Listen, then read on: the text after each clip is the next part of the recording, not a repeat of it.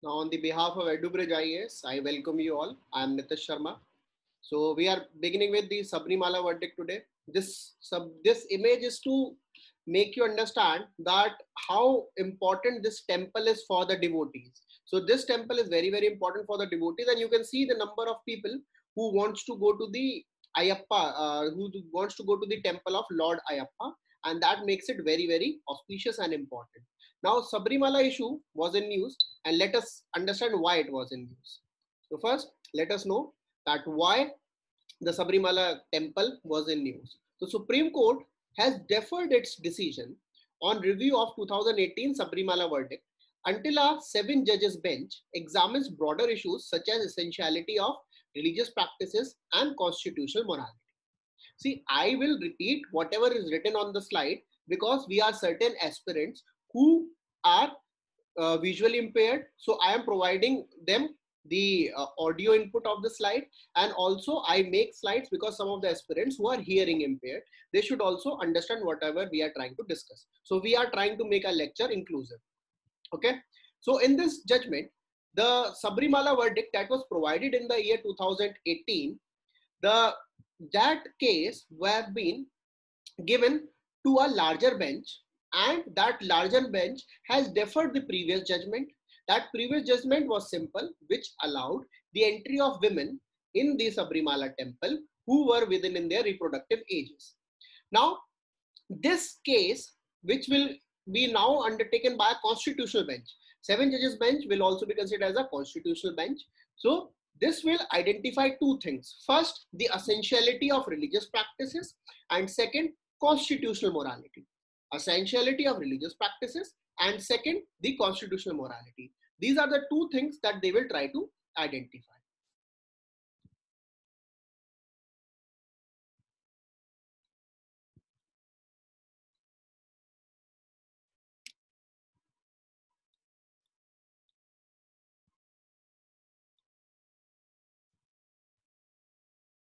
Now, what is there in this new verdict? They are saying that they should identify the interplay. It means the concurrence or the differences between the Article 25 and Article 26, that is the right to freedom of religion and the right to administer religious institutions respectively. They are identifying this right to freedom of religion and right to manage their religious affairs and the right to equality. So the new case will be identifying the interplay between these two. First thing. Second thing, they will try to identify that whether the word morality in the limitation of Article 25, as you all remember, in Article 25 it is provided that the right to freedom of religion can be restricted if there is an issue of public order, morality, or health. So in this judgment, they will try to identify the word morality. Is it related to constitutional morality, or it is having some other individual morality as its interpretation?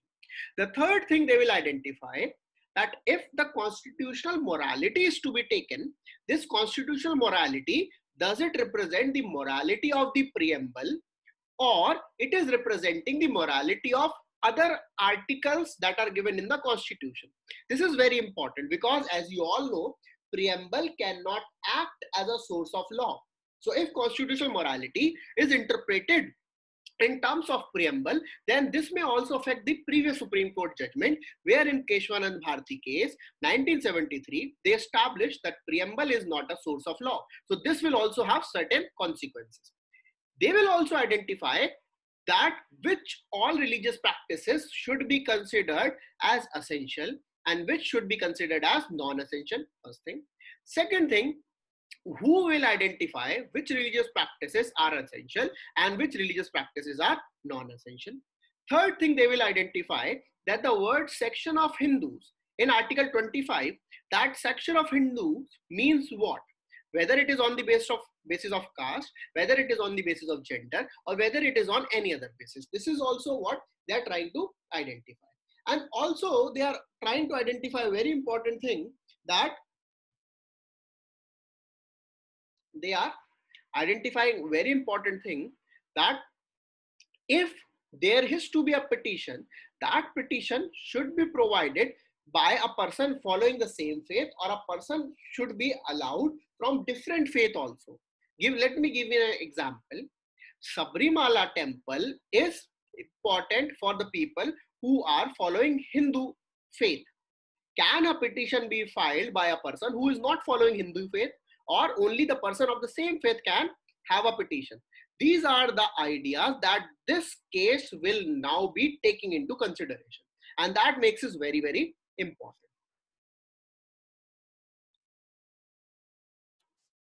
Now, what is the Sabrimala temple issue? So in the year 2018, Indian Young Lawyers Association and others versus the state of Kerala and others, in a 5-judge bench, they have delivered a majority judgment. Okay, 4:1 word here means a majority judgment, which set aside decades old restrictions on the entry of women in the reproductive ages inside the Sabrimala temple. Okay, so this is the judgment that allows entry of women in their reproductive ages. Okay, the judgment remarked that ban on entry of women in Sabrimala is a kind of untouchability. It does violate Article 17. This is very important because they are using Article 17, and as you all are aware, Article 17 is an absolute right. It means it should not be considered as the part of reasonable restrictions. So this is very important in this. Now, it is not only the Sabrimala verdict that the courts will be considering. The courts are considering the essential practices and constitutional morality. That is why there are certain other ideas that will be combined in the 7 judges bench. And these ideas are including the entry of Muslim women in the mosques through the main door, so that they have the Islamic right to visual and auditory access to the musalla, the main prayer area. It is also combining the issue of female genital mutilation by the Dawoodi Bohra community.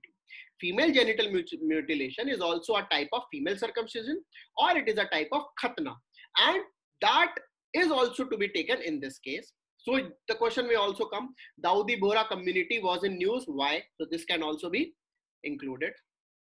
A case was also put in the Gujarat High Court where Parsi women, they are asking to end the gender-based discrimination in case they marry outside their faith. If Parsi women, they marry outside their faith, then they are not allowed to visit the Tower of Silence. At the same time, they do not have inheritance right. So these cases are combined together, and they are together raising the issues of gender justice when it comes to the freedom of religion. So that is why the Sabrimala verdict becomes very, very important. So please tell me if you have any doubts in the chat or the comment section below. You can ask your doubts. Anyone who wants to ask through the mic, I will unmute them, because this is very important. I'm expecting a question from this. No doubts? Shall I continue? Just show me a thumbs up, those who have their videos open. Okay.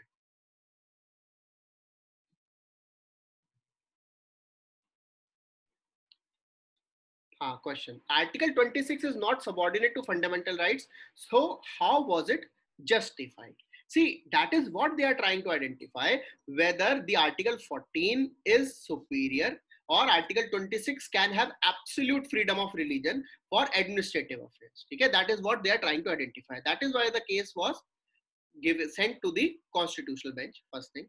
Second one is asking that, sir, in the Tower of Silence thing, inheritance rights are also not given. Tower of Silence is a mourning place or a burial, as people have crematory place. Similarly, Parsis have Tower of Silence. It is one thing, and inheritance right is other. These are the two ideas of gender discrimination in Parsi faith. Okay.